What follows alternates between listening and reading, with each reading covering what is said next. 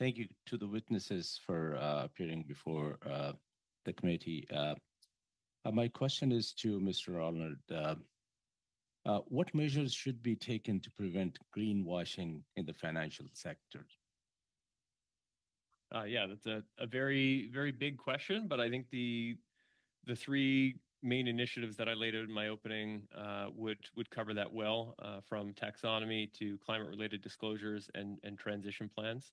The combination of those essentially helps shine a light on the physical and transition risks of or to the financial system, and doing all of those things and leveling up Canada to where these standards are going internationally is essential to reducing greenwashing and just that misinformation in capital markets. Great, thanks. And could a green and transition finance taxonomy provide clarity and consistency for investors so they can easily compare the environmental performance and impact of institutions and investment funds to inform their financial decisions? Absolutely, and you don't have to ask me that question. It was the 25 biggest financial institutions in Canada that are asking for this for exactly that reason. A lot of financial institutions, both in Canada and in other parts of the world, have their own internal taxonomies that they use, but they're all different, and that leads to this alphabet soup of how we track environmental and social and governance issues, or ESG. And so taxonomies are really a way of standardizing that language to reduce greenwashing in capital markets.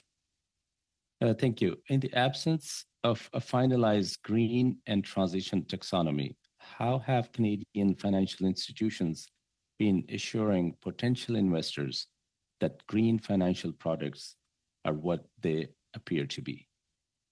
I'd say that's difficult. I mean, there are some financial institutions that are a little bit further advanced than others in terms of developing their own internal frameworks and publishing those in a public-facing way.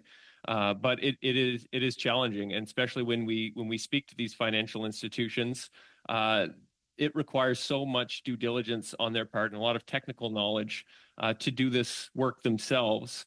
Having a standardized national taxonomy is a way of simplifying all of that. If you think of the Energy Star label, for example, if you were to go out and buy a new refrigerator, you as a consumer don't have the time to look into the environmental credentials of that one particular refrigerator. Merci beaucoup. So that Energy Star label plays a big role in that. On doit s'arrêter là-dessus. J'aimerais.